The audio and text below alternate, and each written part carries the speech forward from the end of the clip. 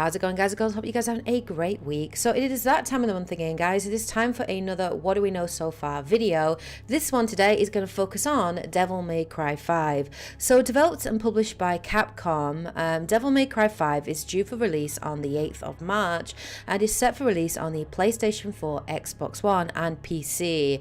It is great to see Hideaki Itsuno back in his directing role, and it has actually been 11 years since the release of Devil May Cry 4. So obviously we did have DMC by Ninja Theory, but that game in itself was sort of a standalone game, kind of a reinvention of the franchise. Well, Devil May Cry 5 will actually continue on the main storyline for the DMC franchise, which covers sort of Dante's lineage and his story. And fans of the series have been waiting a long time for a new game, and it's finally going to be here. So Devil May Cry 5 already looks to be an incredibly beautiful looking game. It actually runs on the Resident Evil engine, which was used in Resident Evil 7 and the Resident Evil 2 remake that we had earlier this year, and it just looks absolutely beautiful. So if you've never played a Devil May Cry game before and you're thinking about jumping in and checking out some of the earlier games, if you want to get caught up, the right timeline order for you to play is DMC 3, Dante's Awakening, then Devil May Cry 1, then Devil May Cry 4, and then finally Devil May Cry 2. The franchise itself, as I said, focuses on Dante and his lineage. So to give you a little bit of background on who Dante is and the lore and his background, we have to start off, of course, with his father.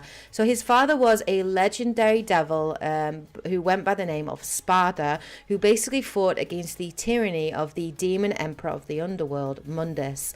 Later on, Sparda basically fell in love with a human girl called Eva, and they actually had two children, Dante and Virgil, who were both half demon and half human and possessed tremendous power.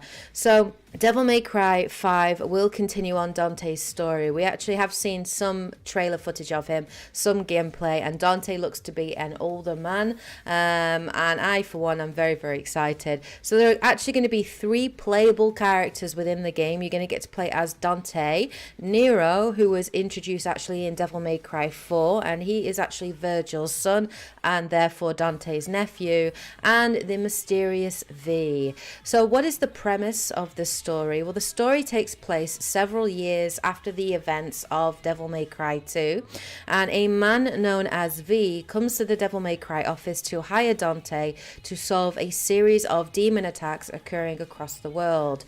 While Dante is investigating this, meanwhile, at the same time, we have Nero, who has also set up his own demon hunting agency based out of a van, which is adorned with a neon Devil May Cry sign, which was given to him by his uncle Dante. Nero is actually hunting for a mysterious hooded figure who actually stole his Devil Bringer arm, which happened between the events of Devil May Cry 4 and Devil May Cry 5. So Nero is actually using a new robotic prosthetic arm called the Devil Breaker, which was made for him by his engineer Nico, who drives this portable van and is able to sort of support Nero throughout the gameplay. So what's happened to his Devil Bringer arm, we don't know. I guess we're going to find out. But it sounds really, really cool. So that's the basic premise. So let's talk about the gameplay, guys, because that's what all Devil May Cry fans are interested in. As I said, there are going to be 3 playable characters, so I'm going to look at each character in turn, talk a little bit about the gameplay, the combat, the different weapons and abilities that they have available to them. So let's start off with Dante. So Dante, from the looks of the gameplay, still looks as cocky as ever, but of course he is a bit older, perhaps a little bit wiser as well. Most of his abilities and powers do seem to remain the same, and he actually has 6 devil arms, all of which are equipable. Before you actually start a mission, you can choose which devil arms you wish to equip. You can pick, to choose between 1, 2, 3, devil arms, or you can equip all of them, and you can switch freely between these during combat. So let's go through each of them in turn. So firstly, we have Rebellion. This is the sword used by Dante and his father, the legendary Spada. We then, of course, have Dante's iconic ebony and ivory semi-automatic pistols, which he can use, and these were designed actually by Nico's grandmother, Goldstein. We have the Balrog. This looks incredible, this weapon. It's a set of gauntlets, greaves, and shoulder pads, which imbues Dante with the power of the Fire Hell King, and it actually comes in two fighting modes. You have the kick mode, which involves powerful kicks and breakdance windmill style movement, and then you also have hit mode, which focuses more on rapid punches and sort of powerful uppercuts. We then have the Cavalier. Now this looks just absolutely insane. This is an armored demonic motorcycle with huge spikes on the side of the front and rear tires. This can actually be split into two buzzsaw-like swords, and Dante can also ride the motorcycle in Swordmaster style, where he can actually attack enemies by ramming into them, doing donuts and insane wheelies to take them out. The fifth devil arm then is the Coyote. This is a powerful double-barreled shotgun. Number 6 finally is Spada, which is the legendary blade wielded by his father. Dante actually has 4 fighting styles. So he has Royal Guard. This gives him the ability to parry enemy attacks. He has Trickster, which gives him a teleport ability, Gunslinger, and finally Swordmaster. And then, of course, Dante will be able to transform into his Devil Trigger form as well. So there's lots of options there in terms of combat, and I, for one, cannot wait to get stuck in and experiment with them all. The second character we have then is Nero. So obviously Nero is Dante's nephew. He is young and he reminds me a lot of a younger Dante. He's very arrogant. He's very kind of wisecracking. We saw in the demo there was a lot of really cheesy like one-liners, over-the-top action, over-the-top cutscenes, which just looked insane. So this looks like the Devil May Cry that we're used to, and I, for one, I'm very happy to see that. So, as I said, between Devil May Cry 4 and 5, his Devilbringer was ripped off and stolen by a mysterious figure. And so in DMC 5, Nero uses his cybernetic arm, which, prosthetic arms are all the rage right now. I don't know what's going on with games, but they do seem to be the rage at the moment. But his Devilbreaker arm, crafted by Nico, does actually come in 8 different types, all of which are fully breakable. For the 8 different types that he does have, they all have 3 common attributes. So this is Wire Snatch. The first one is Wire Snatch, which allows Nero to pull small enemies towards himself while pulling himself towards heavier opponents. You then also have the second attribute, which is Breakaway, which allows Nero to instantly break a Devil Breaker and in return allows him to dodge certain attacks. And then finally we have Breakage. This is a special move. It's a superpower basically that varies depending on type. However, if you do use a breakage, it will break the arm immediately upon use. So when you do fight with these arms, you can break them, but it does look like you can pick them up as you're playing through the map and you're playing through the levels. But it does mean that you have to be very strategic in terms of when you use these super ability and when you choose to break them, because obviously once you broke them, you've no longer got that option. And I guess if you broke all of your Devil Breakers, you pretty much would have no weapon there. You just have your gun and obviously your sword. So let's talk about the 8 Devil Breakers, 2 of which have actually been showcased in the demo. The first one that was showcased in the demo was Overture. This basically shoots an electric hand that deals damage to enemies. It does have a breakage, which is called Exploder. And what this basically does is it stores energy and turns it into a bomb, which detonates after a certain period of time. The second one that we've seen as well is Gerbera, which releases a shockwave which pushes enemies back, and it also bounces Nero backwards as well. So it is great to be used as sort of a dodging mechanic to get out of some very sticky situations if you get surrounded by enemies. It has 2 forms of its breakage. So it has Stammen Ray. This basically shoots a powerful beam of energy in front of Nero. And then if you are in the air, this breakage form does change and it becomes the Petal Ray, which basically fires ricochet lasers.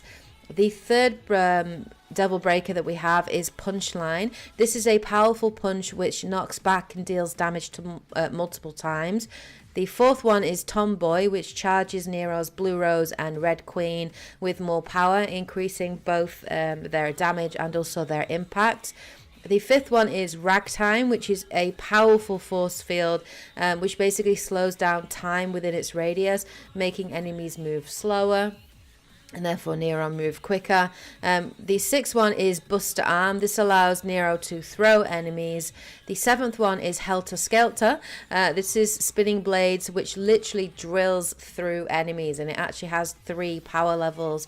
And the eighth one is Rawhide, which is a razor whip which can lash all enemies around Nero, but it can also be used to grab an enemy and pull them towards you as well.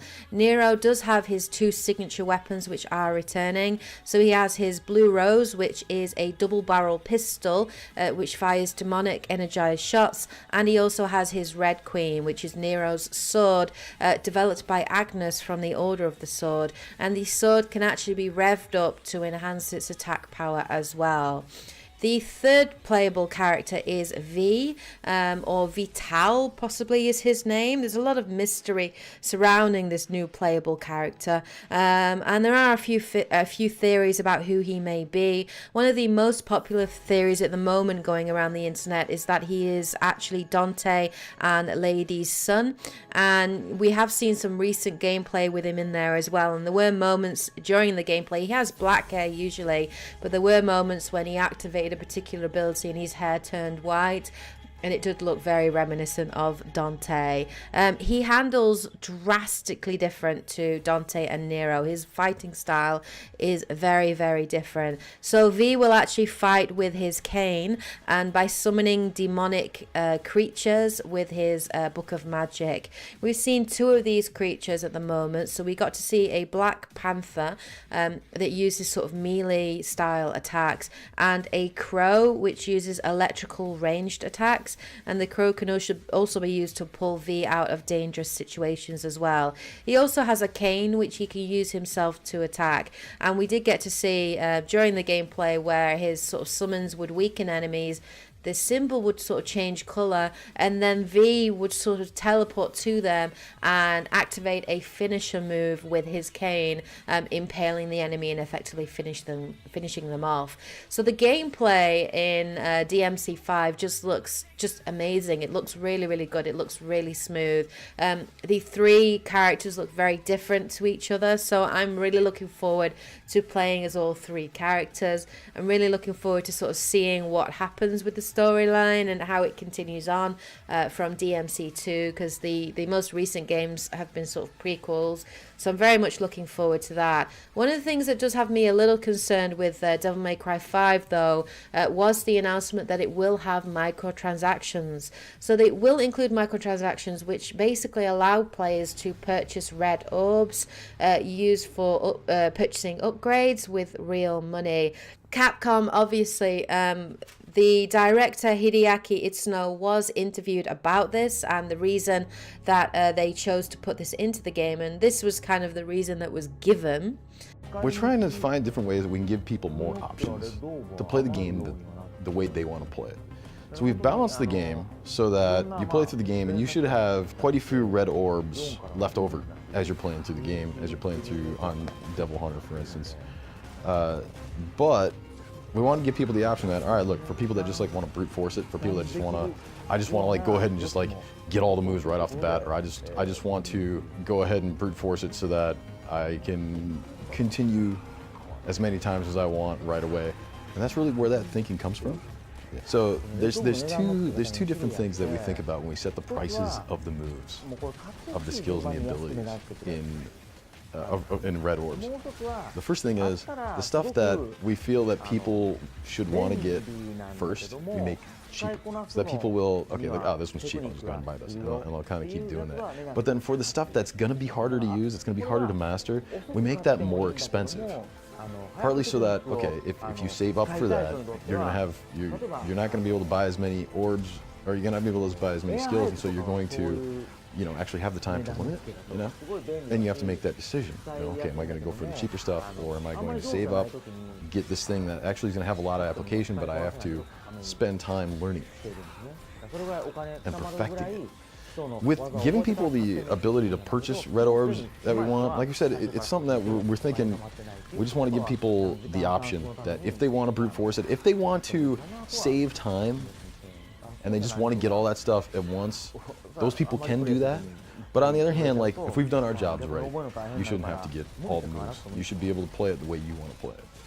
So they're using the typical, you know, player choice reason again. I still think this reason is very flimsy, if you ask me. But they have stated that it is a choice. You know, it will not affect the game itself, and that you will still be able to purchase these red orbs, you know, by playing the game, and unlock the abilities by playing the game as well. So, you know, I think the main thing that remains to be seen is how easy it is to sort of obtain those red orbs, and how much of a grind is required to get the amount of red orbs that you need or that you want to purchase the lower level abilities, and then also the higher level abilities, which will be quite expensive and cost a lot of red orbs. Now, of course, Devil May Cry 5 is not the first game to employ microtransactions in this kind of way. Of course, there was a lot of controversy surrounding Assassin's Creed Odyssey, and it basically allowing players to purchase an upgrade for how quickly they would gain XP, which allowed them to unlock abilities a lot faster. And Deus Ex Mankind Divided also had a similar ability where you could actually purchase upgrade points, I think it was, where you could actually use these to buy abilities. So you could actually physically purchase them if you wanted to get some of the higher level abilities earlier on, and have more options there for you as you're playing through the game. So yeah, I guess we'll have to wait to see. I'm not going to comment about the microtransactions until I actually play the game and see, you know, if it does affect the gameplay, and if it does affect the progression and the grind and that kind of thing. But I've got to say, Devil May Cry 5 looks really fun. It looks really exciting, and it is actually coming out on the 8th of March, which is the day after my birthday. So Dante, I think, is going to be getting this for me for my birthday, so I will absolutely be playing it. And I'm very excited to play it. So that's what we know so far about Devil May Cry 5. That is everything that we know so far. Let me know what you guys think of this game in the comment section below. Are you excited about Devil May Cry 5? What do you think of what we've learned about it? Let me know in the comment section below what your thoughts are. Hope you guys found this video interesting and informative. If you did, please hit the like button as always to show your support. Anyway, take care guys and girls, and as always, happy gaming. Bye guys.